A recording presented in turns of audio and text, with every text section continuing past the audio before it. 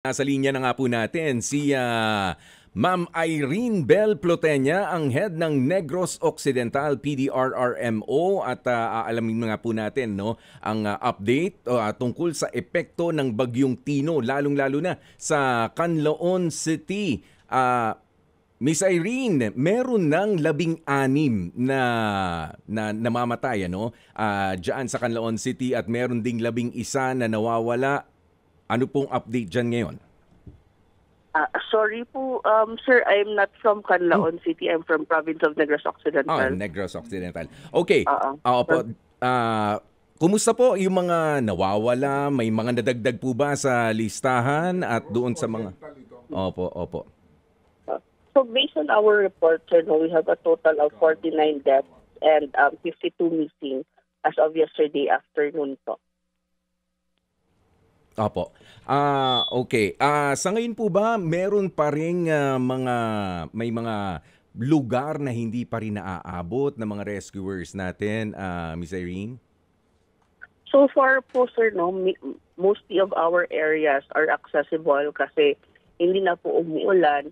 However, yun nga po, we're still, may mga LGUs pa rin po tayo na nagkakandak ng retrieval operation sa mga nawawala pong mga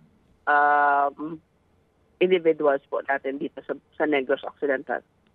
Sa ngayon po ba saan nagkukulang ang sa komunikasyon? Kumusta po ang komunikasyon diyan? May kuryente na po ba kayo sa lugar ninyo? So far, sir, may mga areas na nag-power up na. However, there are still many LGUs, particularly those who are affected po ng ulan and na hindi pa rin po na-restore yung kanilang mga kuryente as well as yung communications po nila. So that's why po there was also a hard time gathering data and information given na walang internet connection po doon sa mga area na yan. Yan, aside po sa internet connection, meron din naman po tayo yung mano-mano na pag-ikot na ginagawa ng PDRRMO para bisitahin talaga yung mga lugar. Yes, sir. Yes, sir. After after ng landfall ng Tino, in the afternoon, we already deployed our rapid damage assessment team for 3 days po until yesterday po. Our day na tayo, and then we already submitted our report to the governor for appropriate actions po ng Provincial Disaster Risk Reduction and Management Council. Ngayon po na nagdeklara na ng National State of Calamity si PBBM, ano pong magiging epekto nito? Mas mapapabilis ba ang pagkilos nyo sa PDRRMO? For the province of Negros Occidental po, yung council namin also declared our state of calamity yesterday. So we're just finalizing everything kung ano pa yung mga importanteng kailangan i-address and then i-procure ng mga kailangan sa relief operations din po namin. So yun po. Okay. Ma'am Irene, ito pong sitwasyon ninyo dyan, ito ba ang una na pagkakataon na ganito po ang damage? We also experienced Odette po last 2021. Yun po yung Odette po is mostly nasa southern Negros yung yung landfall. However, for this part for this type ng Tino, we have to take into consideration na even before the landfall, we were already considering 4 hazards. So number 1 is of course the flooding brought about by Tino. Second is meron kaming earthquake, I think mga few hours before or days before that, na may 5.6 kami na earthquake sa isang area namin. And then we also have yung Canlaon na during that time also nag-emit din sa ng ash emission, and yung Lahar po. So 4 hazards po talaga yung binabantayan namin during that time. And if you're looking into the data namin with regard to the casualty, mostly po nasa highland area po yung mga deaths namin na reported po. Okay, so sa ngayon ma'am, ilan po ang kinakanlong ng probinsya at sa pangkalahatan po sa separate LGUs natin? For the LGUs po, kasi nandun po sa kanila yung mga evacuation centers. Right now, we have 34,423 families, or equivalent to 135,402 individuals po na nasa evacuation centers. So we're just, I think many of the LGUs decided na ipastay put muna po yung mga individuals, even po na may paparating pa pong ulan in the coming weekend or Monday po ng next. Oo, kasi itong si Uwan, meron na hong warning ang Pag-asa nga na baka umabot pa ho ng actually Northern Mindanao ang ulan nito at mabigat mo ang ibabagsak na ulan. Ma'am Irene, sa infrastructure ho ba, so far ngayon ang accessibility sa mga LGUs ninyo from La Carlota, kumusta po naman? So far, sir, may mga areas na po na accessible. However, meron din pong, may mga bridges tayo, mga hanging bridges na nasira po during the time noon na dumaan si Tino sa atin. So, meron tayong mga bridge, Bailey Bridge po na nasira. So, may mga areas na naging isolated. However, the LGUs are also looking into kung paano sila ma-access during this time po. Okay. Ma'am, sorry po, hindi ho ito, doon sa Oriental, meron ba kayong informasyon? Kasi nahihirapan kaming kumontak sa kanila eh.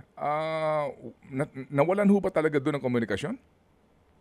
Actually, sir, wala talagang signal sa central, like if you're talking about Canlaon City. Yes, ma'am. Right Yes, now, ma'am. wala talaga pong signal within the area near Canlaon because medyo na-apektuhan din po sila ng heavy rains, no. So, but as to the PDRRMO of Oriental, wala po akong communication sa kanila. Yung nga po, kasi kaya ho din kami tumawag na nababahala din po marami sa kababayan namin na nagpahatid po ng tanong kung ano nangyayari doon sa inyong kabilang banda sa Oriental, kasi may mga kababayan tayo na nandito ho sa Metro Manila na may mga kamag-anak doon, kaya kami nga tumatawag. Anyway, sige po, so sa Ma'am Irene, sa ngayon po kaninyo, na kinakanlong ito, hindi mo na pinababalik, ang tanong po natin is, gaano niyo kakayanin ito?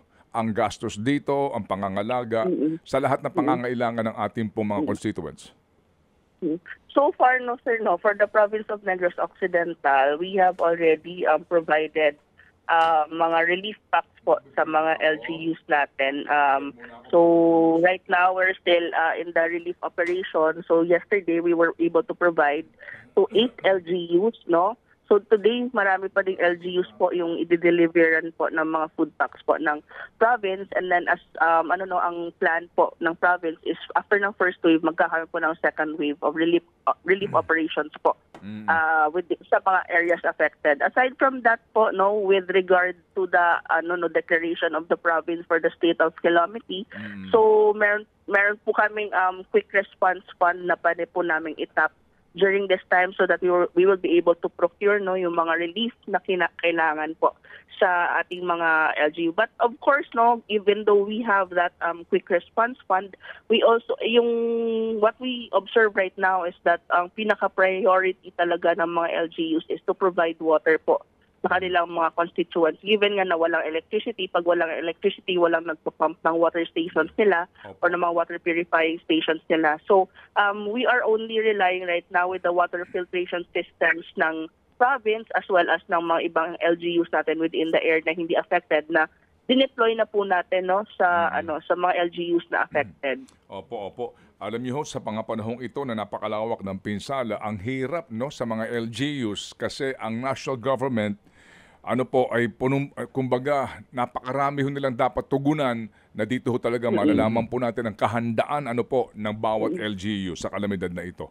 Opo, yeah. Ma'am Irene. Sige, Ma'am Irene, salamat na marami po sa inyo pong pagbibigay ng informasyon. Ma'am, Godspeed po sa inyong lahat dyan sa Negros. Thank you po and good morning. Salamat po. Thank you. Si Ma'am Irene Bel Plotenya, ang pinuno po ng Negros Occidental. Ito ho ngayon ay bagong region na Popoy, NIR na tawag dito, Negros Island Region, no? Mga kapatid, brothers and sisters, saan ka pa? Dito na tayo sa totoo. Dito na tayo sa True FM. Mga kapatid, mag-subscribe and follow po kayo sa social media accounts ng True Network PH. Yan po kami. Hanapin nyo lang True Network PH, Facebook, Instagram, YouTube, TikTok, and podcast. Mapa Apple or Spotify man yan, mahahanap nyo kami. Lahat ng mga napapanood at napapakinggan nyo po sa programa, nasa social media accounts namin yan. So, paano mga kapatid? See you sa social media!